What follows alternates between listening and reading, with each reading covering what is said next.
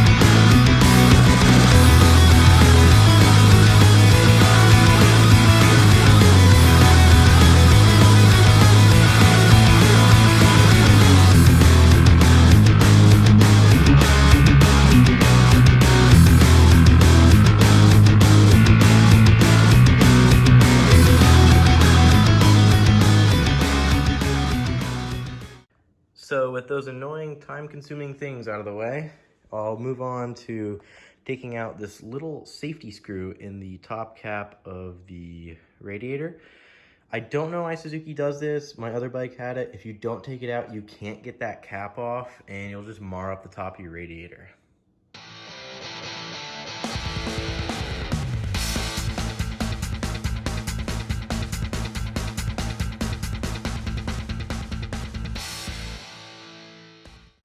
Though I took the little screw out, I will be leaving the top cap on until I drain the coolant, just so the system stays pressurized and doesn't automatically shoot all the coolant out at me.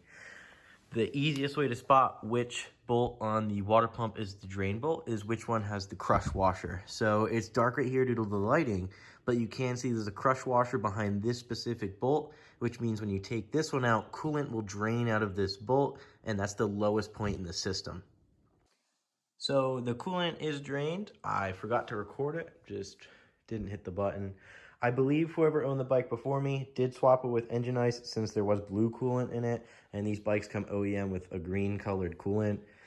Me personally, I'm gonna leave the radiator cap off so I'm aware that the bike is empty and doesn't have any coolant in it.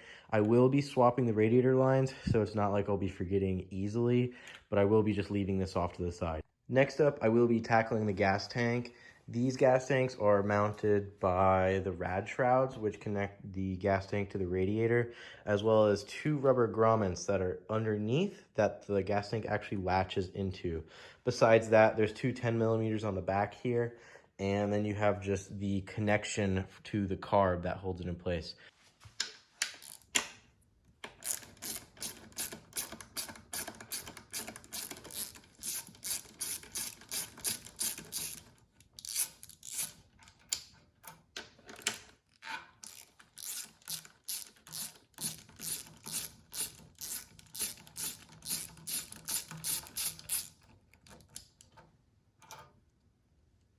You want to make sure when you take these off, you take these little rubber grommets with you. They mate up to the rubber grommets right here that go through the bottom of the tank, so it's more of a soft mount, so the tank can kind of wiggle around and move without being hard mounted to the bike. These lower ones you get out by simply lifting the back of the tank up, and I like to just snake them out like this. I don't like to kind of leave them there just so they don't get lost or kind of sucked into the bike somewhere when you're popping the tank itself off. Next up, I'm gonna simply just shut the fuel off on the gas tank and then unscrew the fuel line on this side. With this mod, the previous owner routed the fuel line up and over the intake boot that goes from the head to the carb. So the fuel line on this bike is pretty long. So it's gonna take a minute to kind of snake it out of the bike.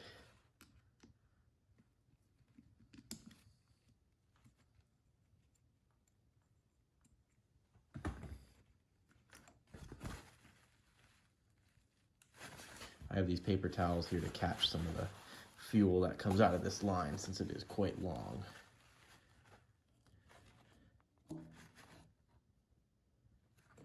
Just catching it kind of off screen there. The carb also has a decent amount of fuel in it. I like to just rock the bike a little bit just to get some of the fuel that's in the bowl to kind of come out of there, so I'm not dealing with that later or dealing with the fumes. Now with everything taking off, I'm going to simply lift the back of the tank while shimmying it backwards, which will allow me to simply take it off and take it out with the fuel kind of spraying on me due to that very long fuel hose. The gas tank will be stored in a box outside. This is just to prevent me getting gassed out by any fumes, since I am working on the bike in my apartment and I don't really want to be dealing with that when I'm sleeping at night, because I'd like to wake up in the morning to keep working on the bike. With the gas tank removed from inside and a candle burning, the nauseous fumes should soon go away. Next up, I'll be putting the bike back on its own two wheels. This will be to remove the skid plate and drain the bike of the oil that's still in the motor since I didn't do it before. That'll be so I can do the Loctite mod, which is Loctiting the bolts that hold the stator in on this side of the motor, as well as installing a Kickstarter on the opposite side of the motor.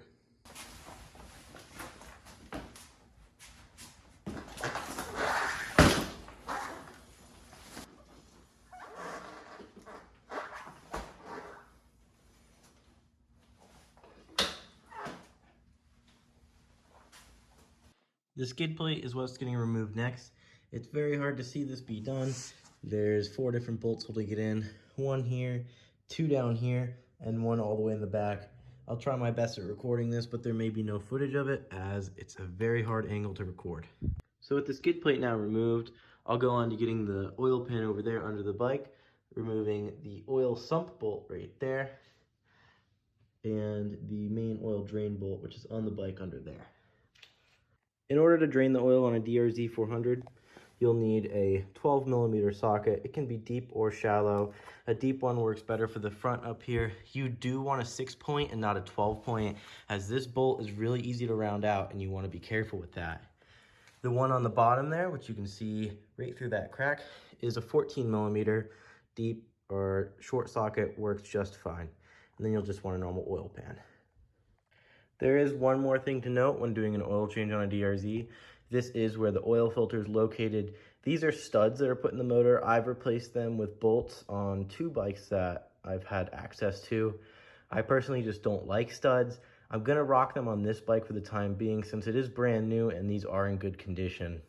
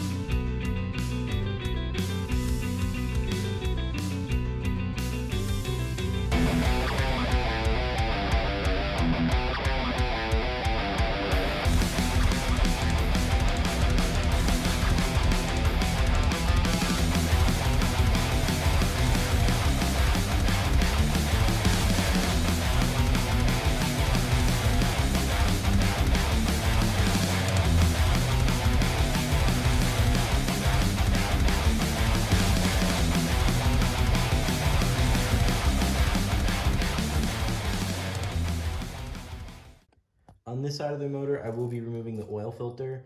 I kind of like to hold the bike towards me, so in the video you'll see it move. This is to allow the oil inside of the cover to lean towards the front and not run down the side of the motor, since I hate dealing with that. So I'll just be doing something like this in the video.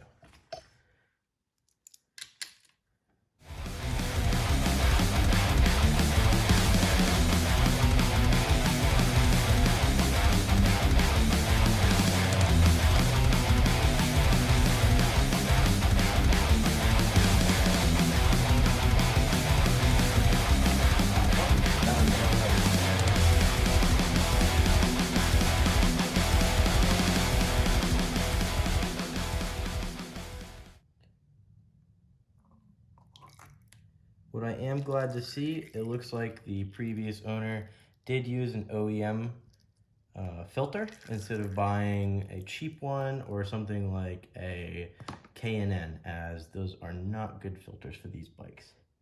This O-ring did stick. I have a new kit with new O-rings. I will be putting new ones in. It's a good thing to do that each and every time, as you never know kind of where these O-rings stand in their life cycle, and especially this inner one that I'm trying to get out now that's stuck to the inside of the engine. I will not be putting the OEM oil filter cap back on because I do have an aftermarket one coming in, though I did stuff the oil filter housing with paper towels just to keep any dirt and debris out of there and kind of absorb the excess oil. As a reminder, just make sure to stay organized, keep everything where you know it is, just in case you need to find it or get to any parts, you have access to them and know where to find them. Off camera, I did get the bike back on the stand. This is because I'll be taking the wheels off next. I'll be starting with the front wheel. On the SM model, you do have these kind of sliding pucks on them. They require an Allen key to loosen them. They use a rubber grommet on the inside of the axle to create a friction fit. So you loosen this and then they just simply slide out.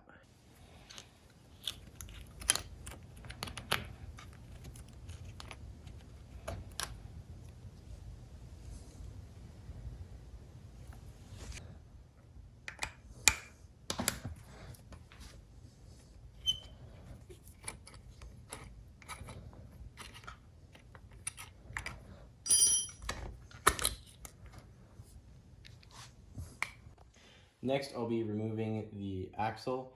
These are still torqued to OEM spec, so I'll be using a little helping friend to get some extra power to loosen that axle.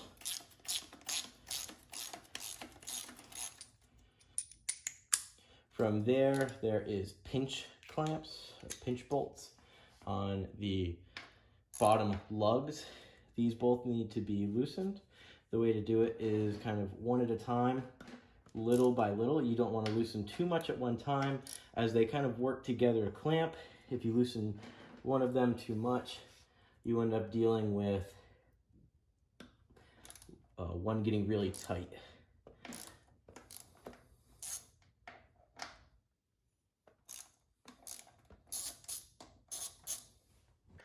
There is 2 of these pinch bolts on either side of the bike.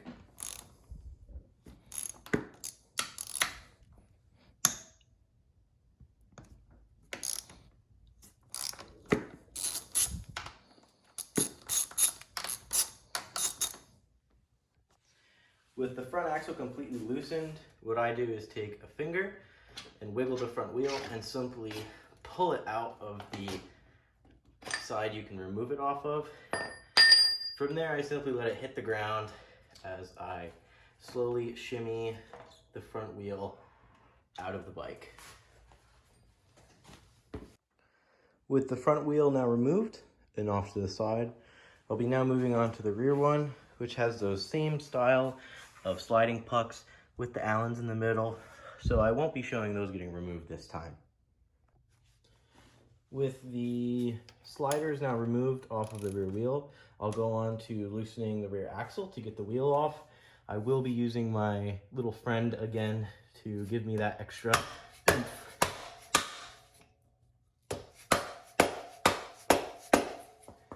to get this rear axle loosened.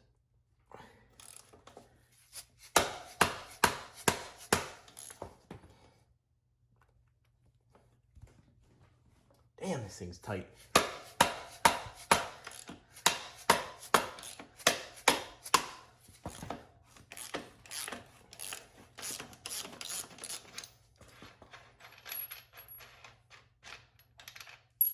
And instead of messing with the chain adjusters, since I will be removing this whole swing arm, I'm simply going to take the adjuster pucks out and move the whole wheel forward to get the chain off.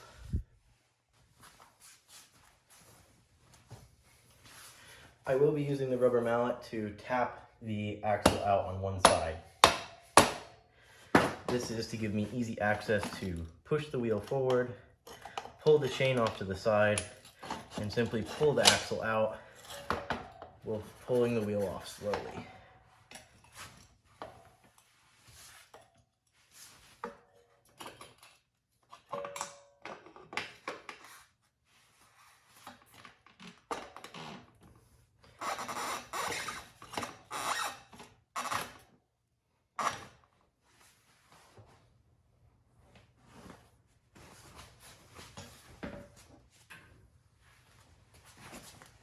And with the two wheels now removed, that'll be it for the third episode of the DRZ disassembly.